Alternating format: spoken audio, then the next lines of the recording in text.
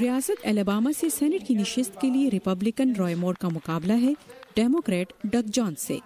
مور کے جیتنے سے سینٹ پر ریپبلکنز کی گرفت مضبوط رہے گی، لیکن جونز کی جیت ڈیموکریٹس کے لیے بہت بڑی کامیابی ہوگی۔ الاباما ایک انتہائی قدامت پسند ریاست ہے جہاں ریپبلکن سالہ سال سے جیت رہے ہیں، اور رائے مور کو بھی ایک واضح انتخاب کے طور پر دیکھا جا رہا ہے، باوجود اس کے کہ ان پر متعدد خواتین غیر مناسب جنسی رویے کے الزامات عائد کر چکی ہیں۔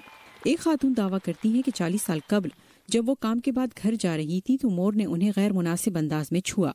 اس وقت ان کی عمر 16 سال تھی۔ میں خوف زدہ تھی، وہ میری قمیض اتارنے کی کوشش کر رہا تھا، میرے خیال میں وہ مجھے ریپ کرنا چاہتا تھا۔ مور نے ان الزامات کو مسترد کیا ہے اور کہا ہے کہ اس کا مقصد ان کی مہم کو نقصان پہنچانا ہے۔ یہ الزامات مکمل طور پر جھوٹ پر مبنی ہیں۔ میں ان میں سے کسی خاتون کو نہیں جانتا اور نہ ہی میں نے کسی کے ساتھ جنسی طور پر غیر مناسب رویہ اپنایا۔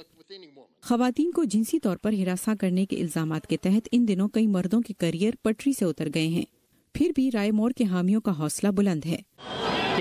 یہ تمام الزامات جھوٹے ہیں، میں اسے جانتا ہوں۔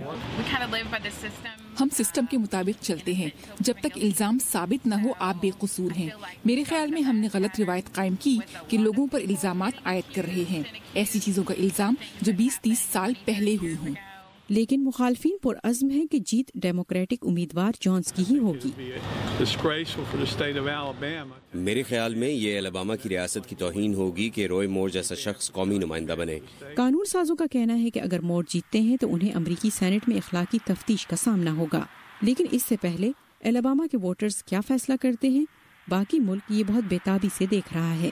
ڈیبرا بلوم کی رپورٹ کے ساتھ نیلوفر مغل، اردو VOA۔